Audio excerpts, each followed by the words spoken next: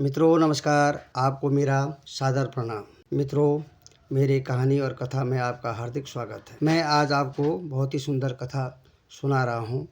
भगवान तो भाव के भूखे होते हैं। कहते हैं कि एक व्यक्ति हर रोज भगवान के दर्शन करने अपने नजदीकी मंदिर में जाया करते थे और फिर अपने नित्य जीवन कार्य में लग जाते। कहीं वर्ष तक यह नियम उनका होता रहा। एक दिन ऐसे ही वह मंदिर पहुंचे तो मंदिर के श्री प्रभु के द्वार उन्हें बंद मिले और वह व्याकुल निराश होकर के अपने घर को आए। बोले, अरे ऐसा कैसे हो सकता है। उनके हृदय को तो खेद पहुंचा। वह नजदीकी एक जगह पर बैठ गए। उनकी आंखों से आंसू बहने लगे और आंतरिक पुकार उठी कि बोले, मैं आज प्रभु जी के दर्शन नहीं कर पाया। हे बांके बिहारी जी, हे गिरधारी जी, कहाँ जाकर छुप गए हो। बहते आंसू और दिल की बेचैनी ने उन्हें तड़पता कर दिया। पूरे तन में विरह की आग जल उठी। इतने में कहीं से पुकार आई, ओ तूने कहाँ लगाई इतनी देर। अरे ओ बावरिया बावरिया बावरिया, मेरे प्रिय प्यारा। वह आसपास देखने लगा, कौन पुकारता है, पर न कोई आस और न कोई पास था। वह इधर उधर देखने लगा पर न कोई था। वह बेचैन होकर बेहोश हो गया। काफी देर हुई। उनके पैर को जल की एक धारा छूने लगी और वह होश में आ गए। वह सोचने लगा, यह जल आया कहाँ से। धीरे धीरे उठकर वह जल के स्तोत्र को ढूंढने लगा तो देखा कि वह स्तोत्र श्री प्रभु के द्वार से आता है। इतने में फिर से आवाज आई, तूने क्यों लगाई इतनी देर। वह सोच में पड़ गया, यह क्या है, यह कौन पुकारता है। यहाँ न कोई है, यह तो पुकार कैसी है। वह फूट फूट कर रोने लगा, कहने लगा, हे प्रभु, और फिर से बेहोश हो गया। बेहोशी में उन्होंने श्री ठाकुर जी के दर्शन पाए और उनकी रूप माधुरी को निहार कर आनंद पाने लगा। उनके चेहरे की आभा तेज होने लगी। इतने में मंदिर में आरती का शंख बजा, घंटा बजा और आए हुए दर्शनार्थी ने उन्हें जगाया।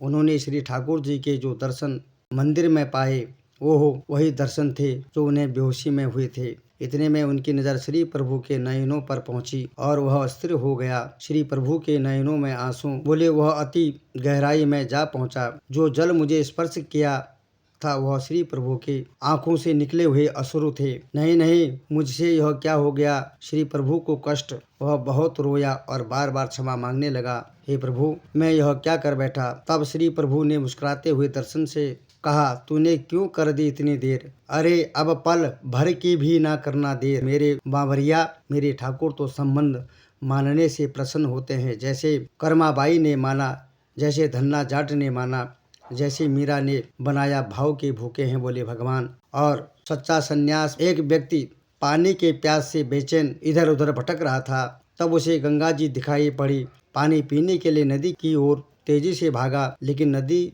तट पर पहुंचने से पहले ही बेहोश होकर गिर गया। थोड़ी देर बाद वहाँ एक सन्यासी पहुंचे। उन्होंने उसके मुंह पर पानी का छींटा मारा तो वह होश में आया। व्यक्ति ने उनके चरण छू लिए और अपने प्राण बचाने के लिए धन्यवाद करने लगा। सन्यासी ने कहा, बचाने वाला तो भगवान है, ऊपर वाला है।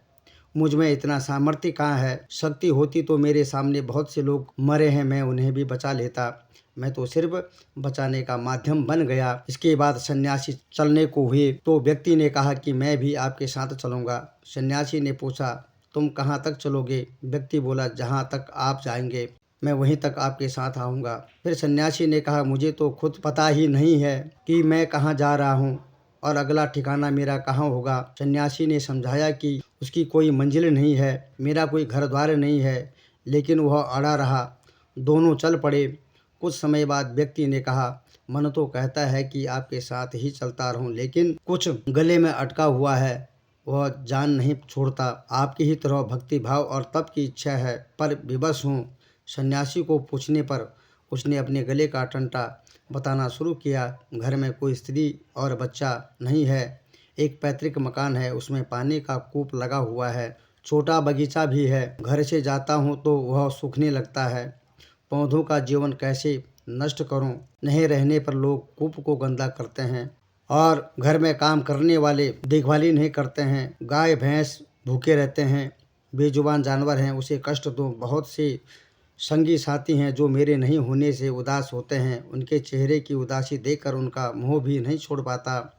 दादा परदादा ने कुछ लेन देन का हिसाब रखा था कि वसूली भी मुझे देखनी पड़ती है, लेकिन नहीं तो लोग गबन कर जाएंगे। अपने नगर से भी प्रेम है, बाहर जाता हूँ तो मन इधर उधर खींचा रहता है। अपने नगर में समय आनंदमय बीत जाता है, लेकिन मैं आपकी तरह सन्यासी बनना चाहता हूँ, राह दिखाएं। सन्यासी ने उसकी बात सुनी, फिर मुस्कुराने लगे। उन्होंने कहा, जो तुम कर रहे हो वह बहुत ज़रूरी है और आप बहुत अच्छा कर रहे हैं।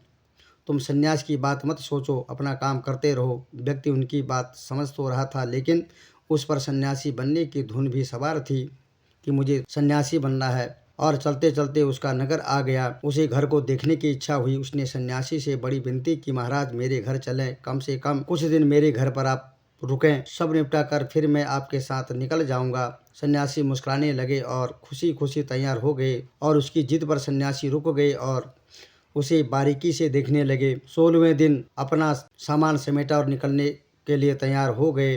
व्यक्ति ने कहा, महाराज अभी थोड़ा काम रहता है, पेड़ पौधे का इंतजाम कर दूं, बस कुछ दिन और रुक जाऊं, इसे निपटा कर मैं भी आपके साथ चलता हूं। सन्यासी ने कहा, तुम हृदय से अच्छे हो, लेकिन किसी भी वस्तु से मोह त्यागने को तैयार ही ना हो। मेरे साथ चलने से तुम्हारा कल्याण नहीं होने वाला है और किसी भी सन्यासी के साथ तुम्हारा भला नहीं हो सकता है। उसने कहा, कोई है ही नहीं तो फिर किसके लिए लोभ मोह करो। सन्यासी बोले, यही तो और चिंता की बात है। समाज को परिवार समझ लो, समाज की सेवा करो, गरीबों की सेवा करो और परमात्मा की भक्ति करो और ईश्वर को प्रतिदिन सब कुछ अर्पित कर देना। तुम्हारा कल्याण हो इसी में हो जाएगा और कुछ करने की आपको ज़रूरत नहीं है। आप जो कर रहे हैं वो बहुत अच्छा ही आप कर रहे हैं। वह व्यक्ति उनको कुछ दूर तक छोड़ने आया। विदा होते होते उसने कहा कि कोई एक उपदेश तो दे दीजिए जो मेरा जीवन बदल दे। सन्यासी हंसे और बोले, सत्य का साथ देना, धन का मोह न करना और सत्य का साथ देने वाला परम धाम को प्राप्त होता है, इसलिए बोले कभी भी मोह नहीं करना। उन्होंने विदा ली। कुछ साल बाद वह सन्यासी फिर आए। व्यक्ति की काफ़ी प्रसिद्धि हो चुकी थी, सभी उसे पक्का और सच्चा मानते थे। लोग उससे परामर्श लेते, छोटे मोटे विवाद में वह फैसला देता तो सब मानते। उसका चेहरा बताता था कि संतुष्ट और प्रसन्न है। सन्यासी कई दिन तक वहाँ ठहरे, फिर एक दिन अचानक तैयार हो गए चलने को। उस व्यक्ति ने कहा, आप इतनी जल्दी क्यों जाने लगे हैं? अभी आप कुछ दिन और रुकें। आपने तो पूछा भी नहीं कि मैं आपके उपदेश के अनुसार अपना कार्य कर रहा हूँ या नहीं कर रहा हूँ। सन्यासी ने कहा, मैंने तुम्हें कोई उपदेश दिया ही नहीं था। पिछली बार मैंने देखा था कि तुम्हारे अंदर निर्जीवों तक के लिए दया थी, लेकिन धन का मोह बाधा कर रहा था। वह मोह तुम्हें असत्य की ओर ले जाता, हालांकि तुम्हें गलानी भी होती। तुम्हारा हृदय तो सन्यास के लिए उर्वर था, बीज पहले से ही पड़े थे। मैंने तो बस बीजों में लग रही घुन के बारे में बता दिया, तुमने घुन हटा दी है और फिर चमत्कार हो गया। सन्यास संसार को छोड़कर ही नहीं प्राप्त होता। इंसान को अपने अवगुणों का, अपने अहंकार का, अपने घमंड का त्याग करना चाहिए, वही सन्यास है। हम सब में उस व्यक्ति की तरह सद्गुण हैं, ज़रूरत है उन्हें निखारने की, संवारने की और संवारने वाले की। अपने काम करने के तरीके में थोड़ा बदलाव करके आप चमत्कार कर सकते हैं। एक बदलाव आजमाइए, हर किसी से प्रेम से बोलें, प्यार से रहें। उनसे ज़्यादा मीठा बोलोगे जिन पर आपका शासन है, आप में जो मधुरता आ जाएगी वह जीवन बदल देगी। कम से कम इसे आजमा कर देखिए और अगर आप सही रास्ते पर अगर आप चलते हैं तो आपका जीवन जो है धन्य धान से पूर्ण हो जाता है। परमात्मा का आशीर्वाद आपको पूर्ण रूप से मिल जाता है और अपने जीवन में जो है सबको नेक कार्य करने चाहिए। तो मित्रों, आज की कथा यहीं पर संपन्न होती है और आप सभी कथा को श्रवण करें और कथा अगर आपको अच्छी लगे तो कमेंट में ज़रूर अपने शब्द, अपने विचारों को प्रकट करें। जय जय श्री राम, जय जय सीताराम।